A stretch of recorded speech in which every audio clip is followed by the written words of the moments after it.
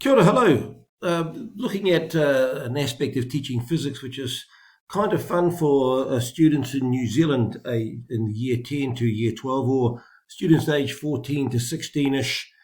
I have found that rheostats are kind of cool because there's a lot of practical hands-on activity and a lot of thinking, not too many equations, but a lot of thinking involved. So moving along here, if we look at rheostats are handy for teaching about voltage, current, resistance and power. And a rheostat is just a variable resistor, as it says at the top. Now, range of thinking can be pushed forward. You can start with low-level stuff and then move into higher-level thinking.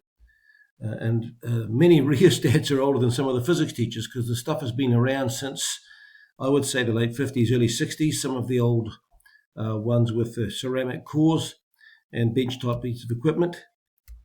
Okay, so first of all, putting a rheostat in series with a lamp, no surprises. It's seen as a dimmer control by the kids. And lots to talk about in terms of total resistance, the sum of the voltages in a circuit and the link between the total resistance in the circuit, the constant voltage supplied, and the current that varies down and up when the total resistance goes up and down. Here's a benchtop system here. We've got a rheostat here. The ceramic core, many windings. It's not an inductor, not a zero inductance resistor rheostat, so we've got to bear that in mind.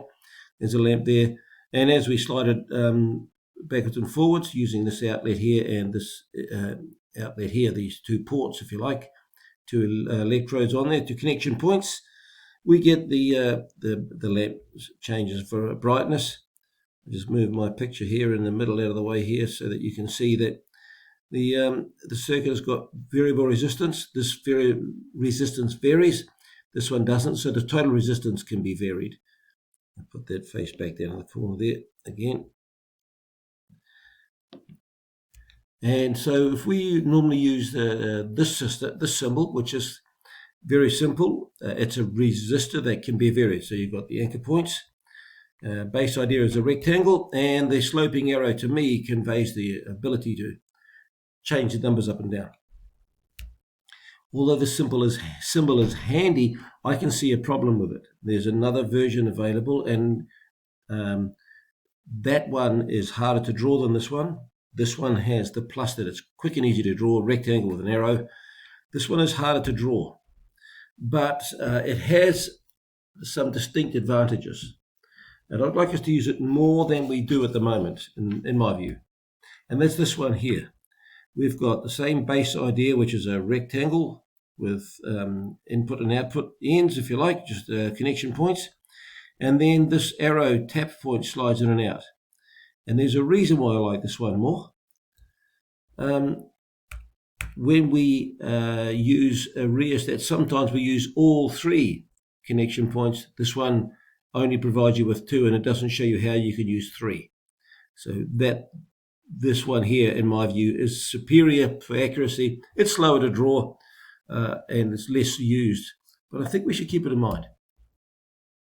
Now, the challenge that I like to give my students is you make two lamps glow, both controlled by the rheostat, and have it so that they are inverted in their brightness. When one lamp is bright, the other is dim, and vice versa. So we get this sort of thing happening here in terms of brightness. This requires all three connection points used, and so therefore the first symbol cannot be used in that circuit. And this is what it looks like. If we kick off with this one here, you'll see that the lamp on the right is bright, lamp on the left is dim, and the slider on the rheostat is right of center, leaning towards this one here. The next picture here shows that the brightnesses have inverted. I'll just move my face up out of the way up here. The brightnesses have inverted. The one on the right is dim, the one on the left is bright, and the slider has been moved left of center. So that's a bit of a plus. There is a bit of a plus, and I'll let the kids work away to make that go.